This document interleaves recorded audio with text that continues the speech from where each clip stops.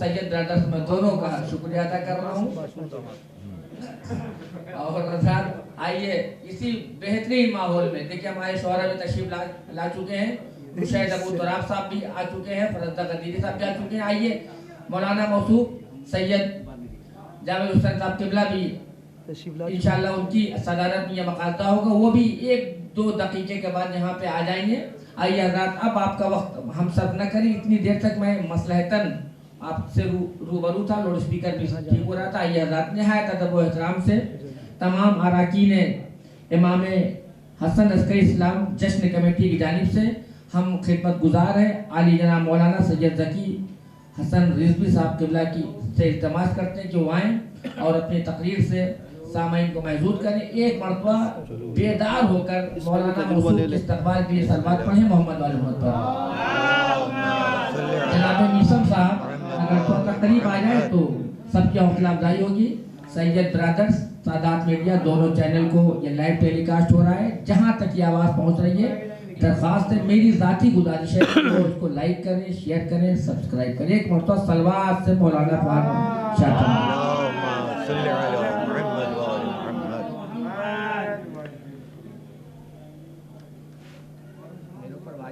औज़ुबिल्लाहि मिनश्शैतानिर्रजीम बिस्मिल्लाहिर्रहमानिर्रहीम अल्हम्दुलिल्लाहिल्लज़ी हदाना लिहाज़ा वमा कुन्ना लिनहतदिया लौला अन हदानल्लाह लक़द जाअत रुसुलु रब्बिना बिलहक़ अस्सलातु वस्सलाम अला अशरफिल अंबिया वल मुरसलीन व खातमिन नबिय्यीन व रहमतल लिल आलमीन व मौलाना व सय्यदना अबुल क़ासिम मुहम्मद व आलिहि तय्यबीन अत्ताहिरीन अल मासूमीन अल मज़लूमीन अल गुर्रिल मयामीन व लअनतुल्लाहि अला आदाइहिम अजमईन व गासिबि हुकूक़िहिम व मुनकिरि फ़ज़ाइलिहिम। अम्मा बाद, क़ाल इमाम हसन अस्करी अलैहिस्सलातु वस्सलाम अलअमतुल ईमान खम्सा अत्तख़त्तमु बिल यमीन वस्सलातु अहदा व खमसीन वल जहरु बिस्मिल्लाहिर रहमानिर रहीम व तौक़ीरुल जबीन व ज़ियारतुल अर्बईन।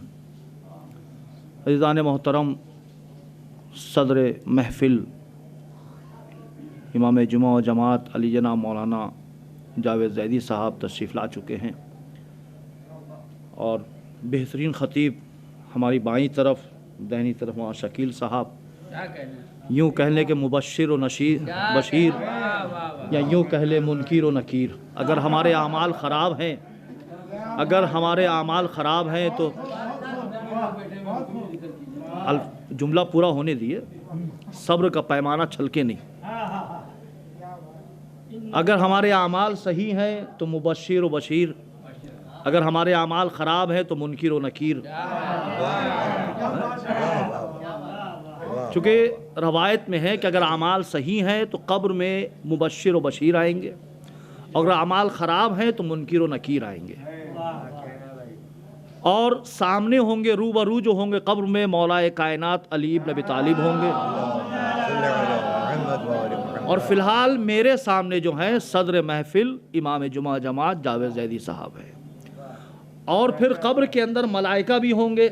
वाह वाह वाह वाह वाह। जब एक आशिक़ अहले बैत, मुहिब्ब अहले बैत बारगाह अबूदियत में हाजिर होता है तो मलाइका इस्तक़बाल के लिए वहाँ पर पहले से हाजिर रहते हैं। तो ये जो मकाम है इस महफ़िल में, मलाइका के लिए जगह तो वो जगह के तो मोहताज हैं नहीं, जगह तो काफ़ी है उनके पास, फिर भी मुंतज़मीन ने उनके लिए जगह रखी है काफ़ी, मोमिनीन ने काफ़ी रखी है जगह। और मलाइका के दरमियान मोमिनीन भी हैं, चूँकि मोमिनीन के वज़ू के क़तरे से मलाइका खल्क़ होते हैं। जब एक बंदे मोमिन वज़ू करता है नमाज के लिए तो उस वज़ू के क़तरे से मलाइका खल्क़ होते हैं। ये रवायत का जुमला है, मेरा ज़की हसन का जुमला नहीं है। रवायत में है कि जब एक मर्द मोमिन نماز کے لیے وضو کرتا ہے اور وضو کرتے وہ جو اس کے ہاتھوں سے چہروں سے جو قطرے زمین پر گرتے ہیں اس سے ملائکہ خلق ہوتے رہتے ہیں. اور جب ذکر ہو رہا ہے فخر ملائکہ کا تو ملائکہ بھی ہیں اور مومنین بھی ہیں، یعنی یہ کہہ لے کہ زمین کے خالق بھی ہیں مخلوق بھی ہیں. اور کیوں نہ ہو، یہ اس امام کی ولادت کی تاریخ ہے کہ جو ہمارے آخری امام کا باپ ہے، والد ہے، پدر ہے، جو وارث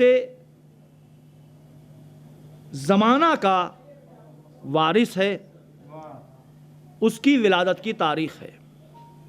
اور بہت ہی مختصر سی تاریخ ہے.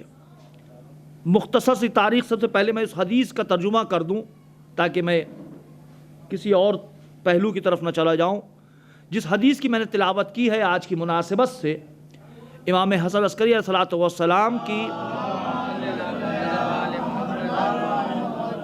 بہترین احادیث میں، بہترین احادیث اس لیے ہم کہہ رہے ہیں کہ احادیث میں کچھ احادیث بہترین نکالی جاتی ہے، یعنی جو روز مرہ کے استعمال میں آئے.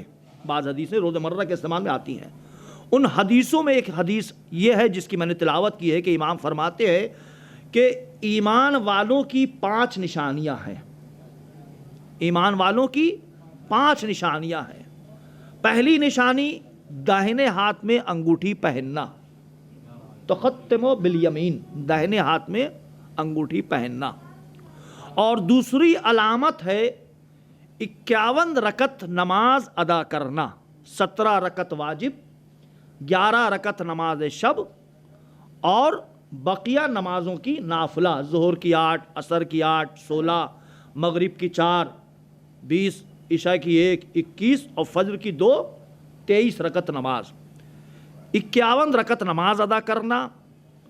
اور چوتھی علامت،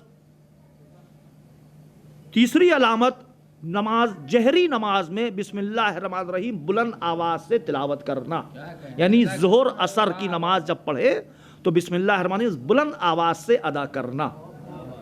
اور چوتھی علامت جو ہے پیشانی کو سجدے میں زیادہ رکھنا، طولانی سجدہ کرنا.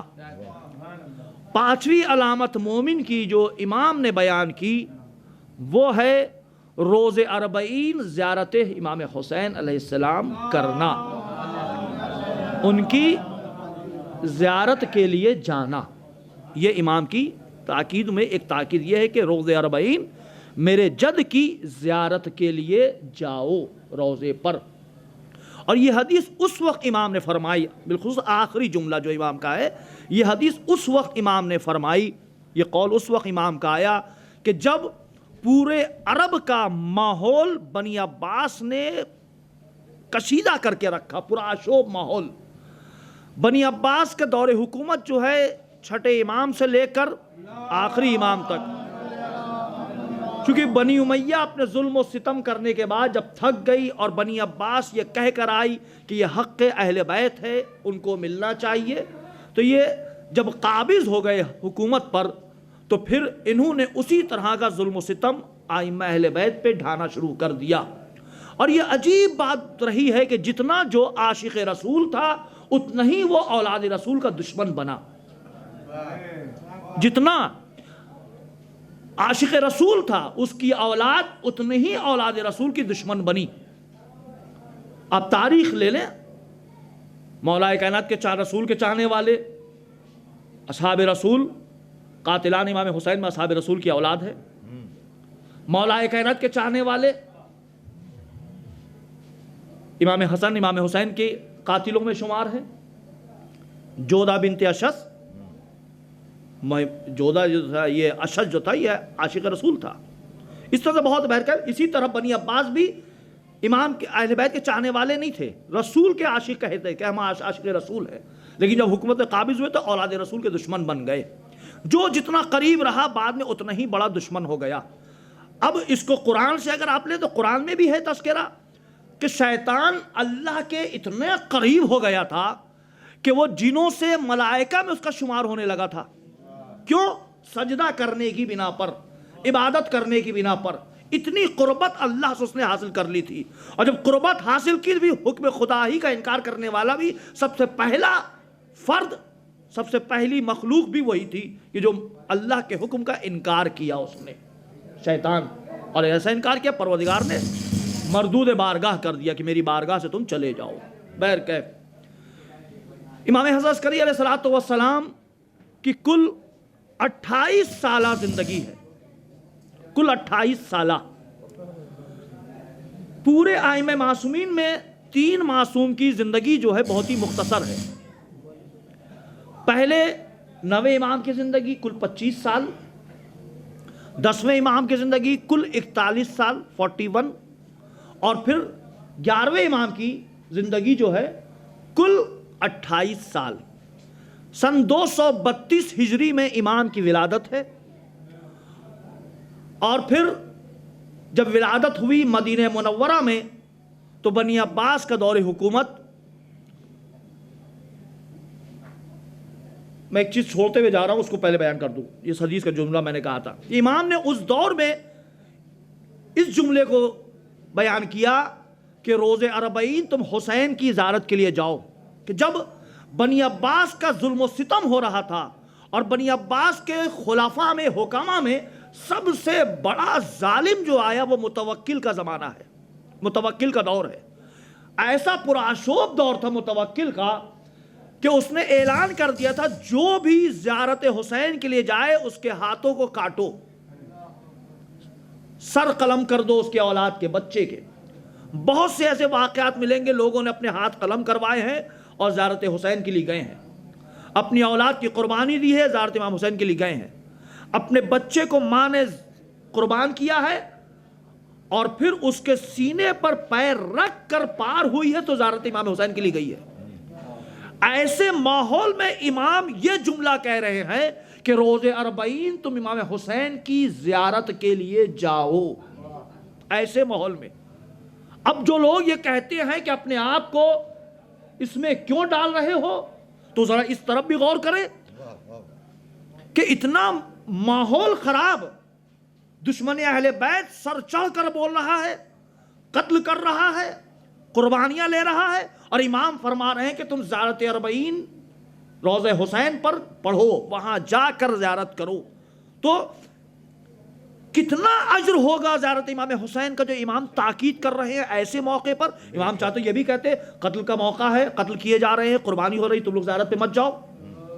کہتے ہیں نا بھائی فلاں جگہ حالات خراب ہے، ملی سے مت جاؤ، کرفیو لگا ہوا ہے، ملی سے مت جاؤ، کرونا ہے، ملی سے مت کرو، محفل مت کرو. تو امام نے امام چاہتے اس دور میں بھی کہہ سکتے تھے قتل کیے جا رہے ہو زیارت پہ نہ جاؤ، ہاتھ کاٹے جا رہے زیارت پہ نہ جاؤ، لیکن امام اس ماحول میں کہہ رہے ہیں کہ تم زیارت امام حسین کے لیے جاؤ، تاکید کر رہے ہیں. اور اس تاکید کا نتیجہ ہے کہ آج کروڑوں لوگ امام حسین کی روضے پر امام حسین کی زیارت کے لیے وہاں پہنچے ہوئے رہتے ہیں، کروڑوں لوگ. تو مختصر سی زندگی ہے امام کی 28 سال، اور امام کی عمر جس وقت 2 سال کی ہے ایک روایت، اور بروایت 4 سال کی. بنی عباس کے حاکم نے امام علی نقی علیہ السلام کو مدینے سے بلایا عراق. بنی عباس نے اپنا دارالحکومت جو بنایا تھا بغداد کو بنایا تھا. بنی امیہ کا مدینہ تھا، بعد میں شام منتقل ہوا، اور پھر بنی عباس نے بغداد کو دارالحکومت بنایا. لیکن جب یہ متوکل آیا ہے، یا متوکل سے پہلے معتمد کا جب زمانہ آیا ہے، اس نے اپنی دارالحکومت ایک الگ بنانا چاہا، اور اس نے سر منرا کو دارالحکومت قرار دیا، اور اس شہر کو بہت بہترین سجایا، بہت اچھے سجایا، اور اس کا نام رکھا سر منرا، یعنی جو دیکھے وہ مسرور ہو جائے. جیسے آپ لوگ آج اسٹیج کو دیکھ کے مسرور ہو رہا ہے، کیا بہترین اسٹیج ہے، خوبصورت بنا ہے نا، ویسی اس نے اس شہر کو ایسا سجایا اور نام رکھا سر منرا، جو دیکھے وہ مسرور ہو جائے. اور اس نے اس کو اپنا دارالحکومت بنایا جو کثرت استعمال سے سامرا کہلانے لگا، اور آج سامرا کے نام سے لوگ یاد کرتے ہیں کثرت استعمال کی بنا پر، سر مندرا۔ اور وہاں پہ دارالحکومت بنانے کے بعد اس نے امام علی نقی علیہ السلام کو مدینے سے بلوایا۔ اب مدینے سے کیوں بلوایا؟ دیکھیے اگر تاریخ سننا تو کچھ ٹائم لگے گا، اگر تاریخ اگر خالی واہ واہ والی ہے تو 2 منٹ میں ختم ہو جائے گی، لیکن تاریخ چونکہ ہم کو سمیٹنا ہے تو اس نے امام کو مدینے سے بلوایا عراق کی طرف، سر مندرا۔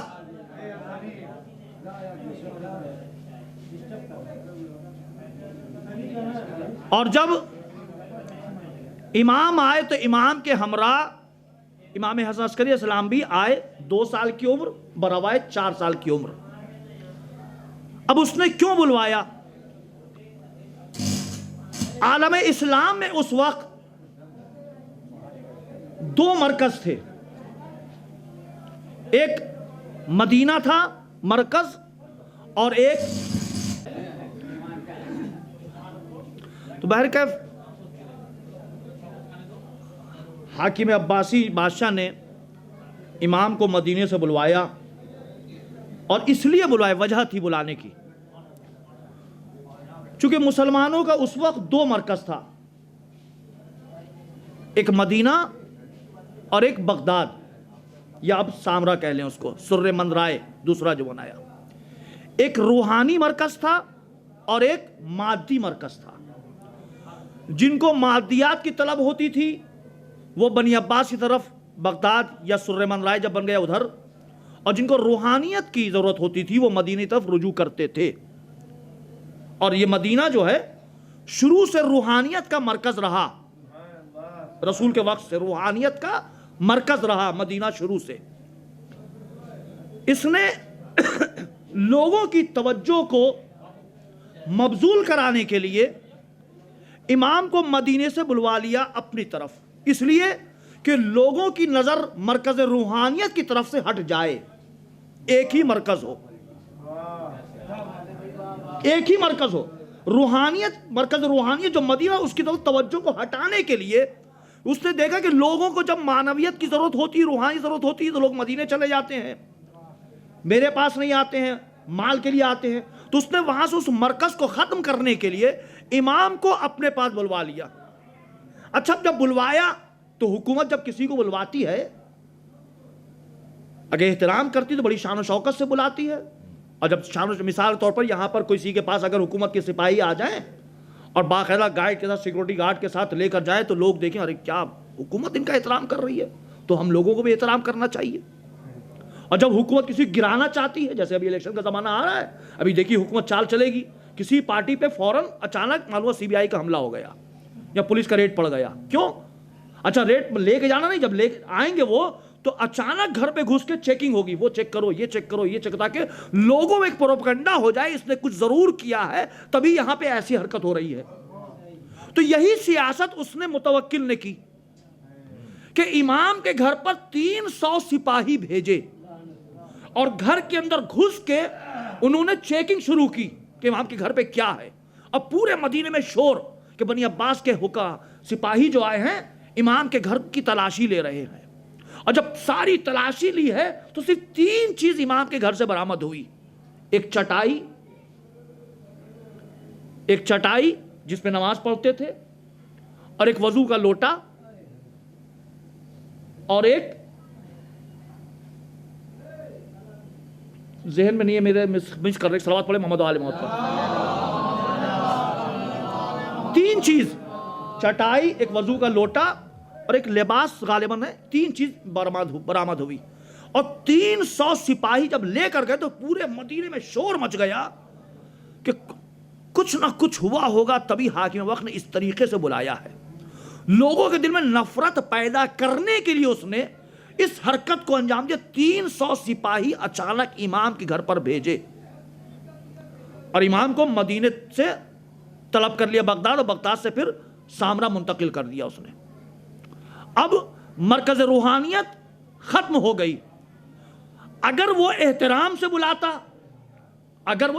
سے بلاتا تو لوگوں میں ایک یہ ہوتا کہ بھئی امام کو اس نے حاکم وقت نے بلایا ہے، بڑی شان و شوکت سے اس کو ضرورت ہوگی، ہم لوگ بعد میں بلوا لیں گے. تو لوگ کہتے ہیں بھئی تم نے بلوا لیا ٹھیک ہے، اب 2 سال 1 سال گزر گیا ہے، 3 سال گزر گیا، اس میں بھیج دو واپس. تو اس چیز کو ختم کرنے کے لیے اس نے زور زبردستی بلایا تاکہ لوگ دوبارہ طلب نہ کریں. لوگ کہتے نا بھائی یہ مرکز روحانیت ہے، وارث پیغمبر یہاں پر نہیں ہے، وارث پیغمبر کو بھیج دو، وارث نبی کو بھیج دو. اصرار کرتے، اس اصرار کو ختم کرنے کے لیے، ان کی خواہش کو پامال کرنے کے لیے اس نے اس انداز سے امام کو مدینے سے طلب کیا. اور پھر امام کے ساتھ امام حضرت عسکری صرف 2 سال یا 4 سال کی عمر ہے گئے، اور سر من رائے میں امام کی زندگی گزری. وہیں پر جب 10ویں امام کی شہادت واقع ہوئی، اب اس کے بعد جب امام کا دور آیا تو امام کا دور کل 6 سال کا ہے. دور حکومت، دور امامت کل 6 سال کا امام کا دور حکومت ہے. اور اس 6 سال میں امام نے علم کے وہ جوہر دکھائے، علم کے وہ منارے روشن کیے کہ لوگ اب سر من رائے کو مرکز روحانیت کہنے لگے. دیکھیے وہ مولا کا قول ہے نا کہ زبان جب کھلتی ہے تو اپنی شخصیت کو بتاتی ہے. امام نے جب درس و تدریس کا سلسلہ شروع کیا تو لوگ پہچان گئے کہ علم کہاں ہے، سمندر کہاں ہے، تو لوگ اب ادھر رجوع ہونے لگے. اور پھر امام نے کل 26 سالہ زندگی سامرہ میں اور مدینے میں رہ کر مختلف بادشاہ جو عباسی گزرے ہیں سب کے ظلم و ستم برداشت کیے. ان تمام تجربوں کو لے کر امام کی اپنے باپ کی شہادت کے بعد امام ظاہری حکومت میں تو نہیں آئے، لیکن دلوں پر امام کی حکومت تھی. اور عہدہ امامت امام کا 6 سالہ رہا. اور اس 6 سال میں بھی امام سے ایسے ایسے امتحان لیے ہیں بنی عباس نے. خود ایک واقعہ ملتا ہے کہ اسحاق کندی نام کا ایک شخص تھا، اور وہ ایک کتاب لکھ رہا تھا تناقض قرآن کے نام سے. اور تناقض قرآن یعنی وہ قرآن میں یہ کتاب پیش کر رہا تھا کہ قرآن کی آیتوں میں اختلاف ہے. جیسے آپ لوگ کہتے ہیں نا علماء میں اختلاف ہے، ویسے ہی وہ بھی کہہ رہا تھا کہ آیتوں میں اختلاف ہے. دیکھیے بھائی جملے کو حفظ رکھیے گا، میں انشاءاللہ نقطہ دوں گا یہاں پر. جیسے آپ لوگ یہ سمجھتے ہیں کہ علماء میں اختلاف ہے، ویسے ہی وہ یہ سمجھ رہا تھا کہ قرآن کی آیتوں میں اختلاف ہے، تناقض ہے. اور اس پر وہ 20 سال سے کتاب لکھ رہا تھا. ابھی کتاب منظر عام پر نہیں آئی، لیکن سارے عرب میں یہ شور ہو گیا کہ اسحاق کندی جو ہے وہ قرآن پہ کتاب لکھ رہا ہے تناقض قرآن کے نام سے، کہ قرآن کی آیتوں میں ٹکراؤ ہے، اختلاف ہے، تناقض ہے. شور.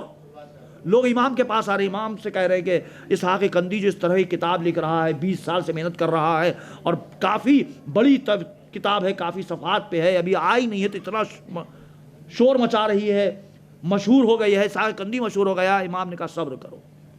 کچھ دن کے بعد امام نے اپنے ایک شاگرد کو بلایا اور کہا کہ تم جا کے اسحاق کندی کی قربت حاصل کر لو. اس نے کہا مولا قربت حاصل کر کے کیا فائدہ ہوگا؟ کہ تمہیں کہہ رہے تم قربت حاصل کرو، اس کے قریب جاؤ. قریب ہو گیا، وہ وہاں جانے لگا، سلام دعا ہوئی، پھر شاگرد بن گیا. شاگرد رہ کے اس نے اعتماد حاصل کر لیا. جو امام کا کہہ رہے تم قربت اعتماد حاصل کرو. جب اعتماد حاصل کر لیا تو اب یہ جو شاگرد تھا امام کا، اسحاق کندی سے کبھی کتاب لے کر بھی جاتا تھا، مطالعے کے لیے لے کے آتا تھا. جب کافی اعتماد حاصل کر لیا تو امام سے کہا کہ امام ہم تو اس کے بہت قریب ہو گئے ہیں، اب میرے پہ بھروسہ کرتا ہے، وہ کتابیں ہمیں دیتا ہے، ہم کتاب لے کر آتے ہیں، کتاب پہنچا دیتے ہیں، اس کو سجاتے ہیں، اس کی کتاب سارے کام ہم انجام دیتے ہیں، اب کیا حکم ہے؟ امام نے کہا جا کے اس سے یہ سوال کرو تم کہ تم جو کتاب لکھ رہے تناقض قرآن، قرآن کی آیتوں میں اختلاف ہے، کیا تم نے قرآن کی ان آیتوں کو ویسا ہی سمجھا ہے جیسے اللہ نے نازل کیا ہے اور نازل کرنے والا جیسا سمجھتا ہے؟ یعنی جو پروردگار سمجھانا چاہ رہا ہے کیا تم سمجھ گئے ہو؟ آپ سمجھے کیا کہہ رہے امام؟ امام نے کہا تم جا کے اس سے یہ سوال کرو کہ پروردگار ان آیتوں سے جو سمجھانا چاہ رہا ہے کیا تم اس کو سمجھ گئے ہو کیا سمجھانا چاہ رہا ہے؟ بس جیسے ہی سوال یہ کیا تو اسحاق کندی نے کہا یہ سوال تمہارا نہیں ہے. کہا نہیں میرا سوال ہے. کہا نہیں ہم 20 سال سے کتاب لکھ رہے ہیں, میرے ذہن میں یہ سوال نہیں آیا, اور تم ابھی چند دن ہو رہے میرے شاگرد بنے ہو, تمہارے ذہن میں کیسے سوال آ جائے گا؟ حتماً یہ سوال کسی اور کا ہے.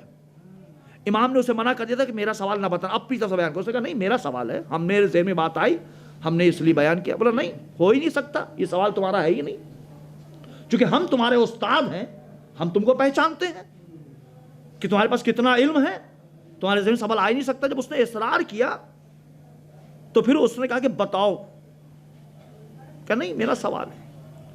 تو اس نے فوراً کتاب کو بند کیا اور سوچنے گا نہیں پہلے تم یہ بتاؤ سوال کس کا ہے, یہ سوال تمہارا نہیں ہے. تو پھر اس نے شاگرد امام نے کہا کہ یہ سوال ہمارے امام حسن عسکری علیہ السلام کا, یہ سوال وہی کر سکتا ہے کہ جس کے پاس علم کا سمندر ہو. ہم 20 سال سے کتاب لکھ رہے ہیں, میرے ذہن میں سوال نہیں آیا, تمہارے ذہن میں کیسا؟ تو یہی کر سکتا ہے جس کے پاس علم کا مرکز ہے, جس کے پاس علم کا سمندر ہے. فوراً اس نے اپنی ان کتابوں کو جمع کیا اور جا کر اس نے ایک تالاب میں کنویں میں ڈال دیا. امام کا صرف ایک سوال, کیا تم نے اس طرح آیتوں کو سمجھ لیا ہے جو اللہ کہنا چاہ رہا ہے؟ تو آپ کیا علماء کو اس طریقے سے پہچان گئے جو کہتے ہیں علماء میں اختلاف ہے؟ دیکھیے علماء میں اختلاف نہیں ہوتا, نظریاتی اختلاف ہوتا ہے. نظریاتی اختلاف باپ بیٹے میں ہوتا ہے, مرجع میں ہوتا ہے. مثال کے طور پر آیت اللہ فاضل انکرانی کے بیٹے تھے. آیت اللہ فاضل انکرانی کا انتقال ہو گیا, ہم لوگوں نے ان کی زیارت کی ہے قم میں, جاوید صاحب نے بھی کی ہے, شکیل صاحب نے بھی کی ہے. ان کے بیٹے نے ایک سوال کیا اپنے باپ سے, ابھی بیٹا ان کا حیات میں ہے, وہ بھی آیت اللہ ہے, مرجع تقلید نہیں ہے, آیت اللہ ہے وہ. انہوں نے سوال کیا آغا یہ ہر مسئلے میں احتیاط کیوں ہے؟ بنا بر احتیاط ڈائریکٹ حکم کیوں نہیں دیتے کرو نہ کرو, احتیاط کیوں ہے؟ تو آیت اللہ فاضل نے اپنے بیٹے کا بیٹا ابھی تھوڑا پڑھو, ابھی تھوڑا پڑھو. تو باپ بیٹے میں نظریاتی اختلاف ہو گیا نا, بیٹا کہہ رہا ہے نہیں ہونا چاہیے, باپ کہہ نہیں احتیاط ہونا چاہیے. کچھ سالوں بعد جب اس مقام پہ ان کے محمود فاضل پہنچ گئے تو انہیں پوچھا اب کیا ہے بیٹا؟ کہ نہیں بابا اگر ہم ہوتے تو اور احتیاط لے کر آتے. تو نظریاتی اختلاف ہوتا ہے, تو علماء میں نظریاتی اختلاف ہے, کوئی ذاتی اختلاف کسی کا کسی سے نہیں ہے اور نہیں ہوگا انشاءاللہ. یہ خالی پبلک میں کچھ لوگ ہوتے ہیں آپس میں لڑوانے والے, ہر دور میں رہے ہیں, امام کے دور میں بھی رہے ہیں, عاصمین کے نبیوں کے دور میں رہے ہیں, تو وہ لڑوانے والے. ابھی ایک ذکر میں کرتا ہوا چلوں, ایک شخصیت ہمارے درمیان سے گزر گئی ہے, ڈاکٹر مولانا کلب صادق صاحب مرحوم, ہندوستان کی اس صدی کی آخری شخصیت ہوگی ایسی. اس سے پہلے گزرے ہیں, نقن صاحب گزرے ہیں, ظفر ملت صاحب گزرے ہیں, میر حامد حسین ہندی گزرے ہیں, کئی گزرے ہیں, لیکن اس صدی کی شاید اس طرح کی آخری شخصیت ہی ہے کہ جو اتحاد البین المسلمین, اتحاد المخلوق کہہ لے, ہندو مسلم اتحاد, اس میں اتحاد, مسلمان میں اتحاد, اور بے باک طریقے سے گفتگو کرتے تھے وہ, کسی سے کوئی ڈر کوئی خوف نہیں, چونکہ قوم کے ہاتھ میں ان کا نوالا نہیں تھا. یہاں ہم مجبور ہیں کہ قوم کے ہاتھ میں نوالا ہے. ظاہر سی بات ہے, ہم یہاں تقریر اچھی کریں گے تو مسجد میں نماز بھی پڑھائیں گے, جہاں ہم نے بول دیا اس دن سے مسجد خدا حافظ, تو مجبور ہے. تو ایران میں ایک سیاست یہ ہے, ایران میں ایک اس میں ایک سیاست یہ ہے کہ ایران میں کوئی مستقل امام جمعہ نہیں ہے کہیں کا, بڑے شہروں میں کوئی مستقل امام جمعہ نہیں ہے, 4 امام جمعہ ہیں, ہر جمعہ چینج ہوتے رہیں گے تاکہ وہ اپنے دل کی بات بیان کرتے رہیں, کسی کا ڈر خوف نہ ہو. قم کے اندر آیت اللہ امینی, آیت اللہ مشکینی مرحوم ہو گئے وہ تھے, آیت اللہ مکاری شرازی, آیت اللہ جواد آمولی, ابھی آیت اللہ عرافی, ابھی بھی 3 یا 4 امام جمعہ ہیں, علماء بیٹھے ہوئے ہیں. تہران میں 5 امام جمعہ ہیں, ہر جمعہ ایک ایک چینج ہوتا رہتا ہے تاکہ کوئی کسی دباؤ میں آئے کچھ وہ نہ ہو. تم نہیں کہو گے تو ہم آ کے کہیں گے, اگر یہاں بھی ہو جائے کہ اس مثال طور پہ ہوگا نہیں, کوئی عالم کوئی نہ ڈرے. اگر یہاں پہ ہو جائے کہ بھائی شکیل صاحب مجبور ہیں، جمعے میں نہیں کہہ سکتے، کہیں نہ کہیں دباؤ پریشر میں ہے، تو جاوید صاحب تو بیان کر سکتے ہیں، جاوید صاحب کہیں دباؤ میں ہے، زکی تو بیان کر سکتے ہیں، زکی کہیں دباؤ میں ہے تو شالی صاحب تو بیان کر سکتے ہیں. تو یہ ہو سکتا. تو ڈاکٹر کلبے صاحب بے باک تھے، وہ کسی سے کوئی ڈر کوئی خوف نہیں، جو کہنا اپنی بات کو رکھتے تھے. وہ ہندوؤں کے درمیان، مسلمانوں کے درمیان، شیعوں کے درمیان ان کے خلاف کتنے بلند ہوئے. اور یہ بات یاد رکھنا چاہیے ہر انسان کو کہ اگر وہ اپنے کانوں سے زندہ آباد کے نعرے سننے کا شوق رکھتا ہے تو مرد آباد کی بھی سننا پڑے گا اس کو. اگر مرد آباد سننے کا حوصلہ ہے تو زندہ آباد سنے وہ، ورنہ خالی زندہ آباد کا نعرہ کوئی چاہے تو کبھی نہیں ہو سکتا. مرد آباد کا نعرہ سننے کا حوصلہ رکھنا ہوگا تب زندہ آباد کا نعرہ سنے وہ.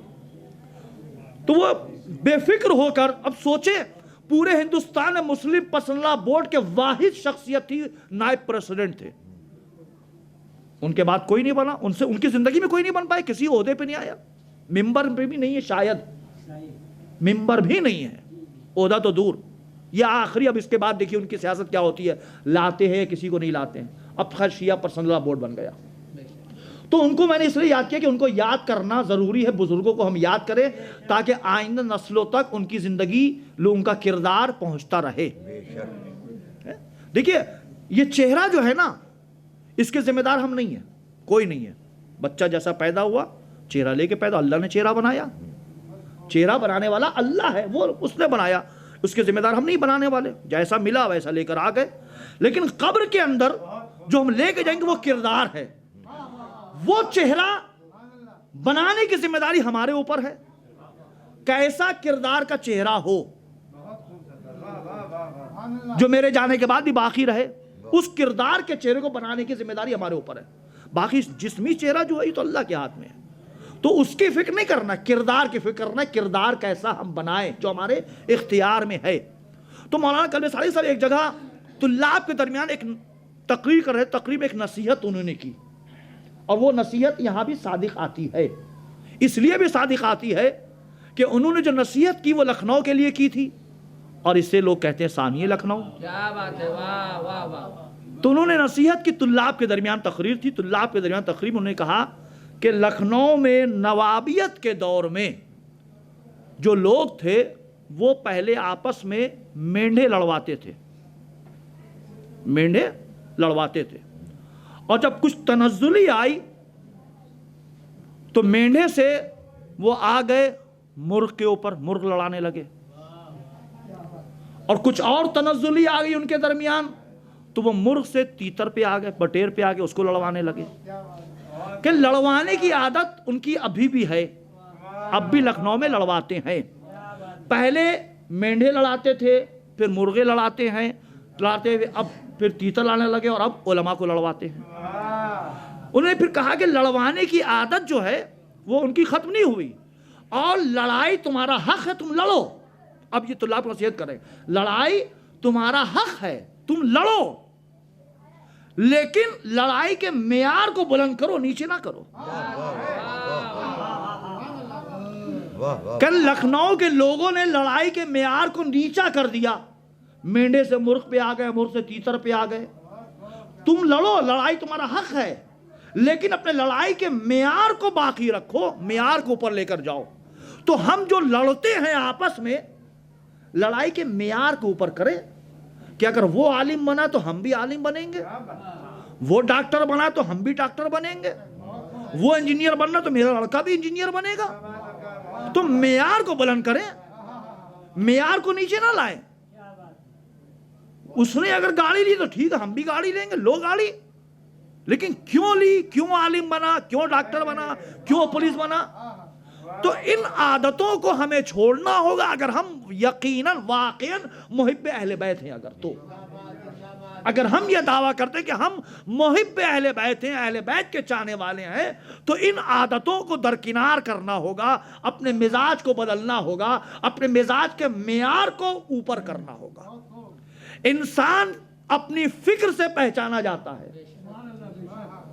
انسان اپنی فکر کو اونچا کرے، فکر کی معراج جس دن انسان پالے گا اس دن تمام اختلافات ختم ہو جائیں گے۔ آج جو ہمارے درمیان اختلافات ہے کہیں نہ کہیں ہم جو ہیں وہاں ڈاکٹر کلبسائی صاحب کے جملوں سے استفادہ کر رہے ہیں۔ آج ہمارے درمیان جو اختلافات ہے صرف دو چیزوں کی بنا پر، جہالت اور غربت۔ جہالت اور غربت، اگر یہ دو چیزیں مسلمانوں کے درمیان سے ختم ہو جائیں تو سارے اختلافات ختم ہو جائیں گے۔ ظاہر ہے جب ہم بیزی رہیں گے 12 گھنٹہ ہم جب جاب کریں گے، ڈیوٹی کریں گے، تو میرا وقت ہی نہیں ہے کسی کو انگلی کرنے کا۔ جب ہم دن بھر خالی واٹس ایپ فیس بک چلاتے رہیں گے، کوئی کام ہی نہیں رہے گا، تو پھر ہم انگلی بھی کرتے رہیں گے، اس نے یہ کیسے کمنٹ کر دیا، اس کو نہیں کرنا چاہیے تھا، اس نے یہ کیوں کر دیا۔ تو انسان اگر ترقی کرنا چاہتا ہے اپنے کو بیزی رکھے اچھی لائف میں۔ بیزی اس وقت ہوگا جب جہالت دور ہوگی، بیزی اس وقت ہوگا جب غربت دور ہوگی۔ تو غربت کو دور کرنے کے لیے جہالت کو دور کرنا ہوگا، علم آئے گا تب انسان کی غربت دور ہوگی۔ تو اپنے درمیان سے جہالت کو دور کریں، غربت کو دور کریں مسلمان، تب مسلمان ترقی کر سکتا ہے۔ خالی یرتغل غازی سیریل دیکھ کے نہیں، اس کے کردار کو اپنائیں۔ ابھی سب دیکھ رہے ہیں نا یرتغل غازی سیریل دیکھ رہے ہیں، سیاست کیا سیاست، اس ایسی سیاست اپنائیں آپ۔ امام علی سیریل دیکھا، سیاست اپنائیں۔ بہرکیف میں اپنی تقریر کو خلاصہ کر رہا ہوں کہ ہم عاشق اہل بیت ہیں، محب اہل بیت ہیں۔ آج امام حسن عسکری السلام کی ولادت کی تاریخ ہے۔ وہ امام کہ جن کی کل 28 سالہ عمر، اور 28 سالہ عمر میں صرف 6 سال کی امام کی زندگی جو ہے عہدہ امامت کی ہے، اور یہ وہ امام ہے کہ جو پروردگار عالم بھیجنے کے بعد امام نہیں بناتا ہے، امام بنا کر بھیجتا ہے۔ ہم اس نبی کے ماننے والے ہیں کہ پروردگار نے بھیجنے کے بعد نبی نہیں بنایا ہے، نبی بنا کر بھیجا اس نے۔ نبی بن کر آیا، امام بن کر آیا ہماری ہدایت کے لیے۔ لیکن بات وہی، جب کسی دور میں 100 انبیاء رہے تو قوم نہ سدھر سکی، 100 انبیاء رہے تو قوم نہ سدھر سکی، تو اب کہاں سدھرے گی؟ ایک طاہر القادری سے ایک سوال ہوا، نہیں طاہر القادری سے نہیں، یہ دوسرا سوال ہے، یہ صوفی ایک ہے، ان سے سوال ہوا کہ مسلمانوں کے کتنے مسلک ہیں؟ تو انہوں نے کہا کہ مسلمانوں کے ہوں گے مسلک بہت، لیکن میری نظر میں تاریخ میں 2 ہی مسلک ہیں، کربلا سے پہلے اور کربلا کے بعد۔ کہ کربلا سے پہلے رہے ہوں مسلک، لیکن کربلا کے بعد 2 ہی مسلک ہیں، یا حسینی ہے یا یزیدی ہے، بس 2 مسلک ہیں، یا حسینی یا یزیدی، کہ یہی 2 مسلک، حسینی اور یزیدی۔ تم کو اپنے کو کس مسلک سے جوڑنا ہے، مسلک حسینی سے یا مسلک یزیدی سے؟ اگر مسلک حسینی سے جوڑنا ہے تو اپنے کردار کو سدھارو، حر جیسا کردار، جون جیسا کردار اپناؤ، اور جب کردار تم اپناؤ گے تب تم حسین کے پاس حاضر ہو کر حسین سے اپنا حق لو گے تم۔ تو آج جب اس در پہ ہیں کہ جس در پہ ملائکہ بھی آ کر شفا لے کر جاتے ہیں، اس در پہ آ کر ہم بیٹھ کر ولادت کے محفل من کر رہے ہیں، اور اپنے امام وقت کو ان کے والد گرامی کی ولادت کی ہدیہ تبریک پیش کرتے ہیں، آپ کی طرف سے یا جملہ مومنات کی طرف سے ہدیہ تبریک پیش کرتے ہیں، تو اسی امام سے توسل کرتے ہیں، اسی امام سے مانگتے ہیں پروردگار اس امام کا واسطہ ہماری نیک حاجتوں کو قبول کر لے۔ پر واسطہ ہے محمد و آل محمد کا عالم اسلام میں، دنیا میں جہاں جہاں کلمہ گو مسلمان ہیں، ان کی جان، مال اور ناموس کی